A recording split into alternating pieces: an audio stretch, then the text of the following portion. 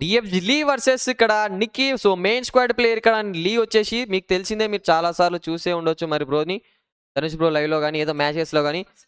So చూద్దాం మరి ఎలా ఆడతారు ఇక్కడ వచ్చేసి. Let's go. మ్యాచ్ అయితే షార్ట్ బ్రో, 1 మ్యాచ్ ఫాస్ట్ గానే అయిపోతుంది. ఒక వెయిట్ చేయండి. ఐ విల్ ప్లే అన్నాడు. లే ఆయన ఓన్లీ డిఎఫ్జీ ప్లేయర్స్ తోటే ఆడతాడంట. సో అందుకని వాళ్ళతోటే ఆడిపిస్తాం.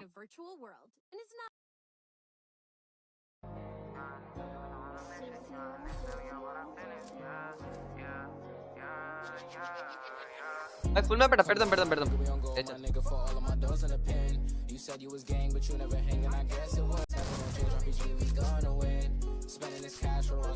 చెప్పలేము బ్రో ఎప్పుడు ఎట్లేదు. చూసావా, నీకు ఇన్వైట్ పెట్టా ఉన్న లిస్ట్ లో ట్రై చేయండి. ఉన్నావు బ్రో, ఉన్నావు చూ.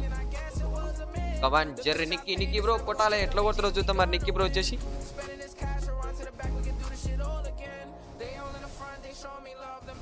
ఇలా వాచింగ్ లేదులే, అయినా డై ఛాన్సులు కావాలి బాయ్. తమిళ అవి పెట్టిన కారణం అది. తమిళ లేకుండా ఖర్చులు అట్లా తమిళకి ₹1 లేకుండే, అందుకే ఇంక నేను లైవ్ పెట్టాను. నేను అందుకే రీజన్ అదే. బ్రో కొట్టనని చెప్పి నేను బ్రో అట్లా కొట్టిండు.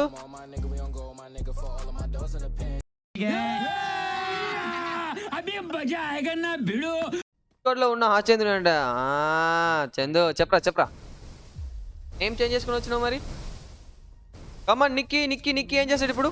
కమాన్ చాలా బ్రో గేమ్ ప్లే బాగుంది. మూమెంట్ గిట్ట చాలా బాగుంది. మూమెంట్ ఉంది, యాక్యురేస్ ఉంది, కొడుతున్నాడు. సో ఎందుకంటే ఫస్ట్ రౌండ్ లోనే మనం చూసాం ఆ షాట్ చూసే.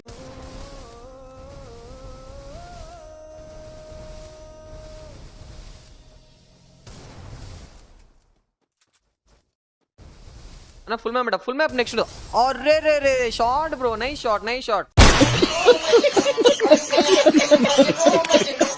బాగా కొట్టాడు. Nice shot bro, OP. అది నైస్. 2 రౌండ్స్ అయితే కొట్టాడు. సో నేను చెప్పింది 3 రౌండ్స్.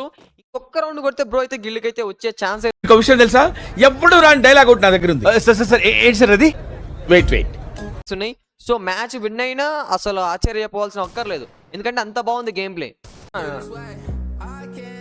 డోనర్ సాంగ్ పెట్టన్నా ప్లీజ్ అంట.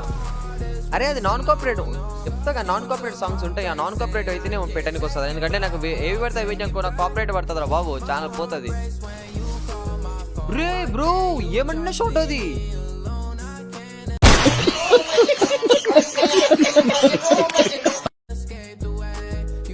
బ్రో మూమెంట్ ఏంది అట్లుంది, సేమ్ పీసీ మూమెంట్ ఉంది బ్రో. ఈ బ్రోది నిక్కిది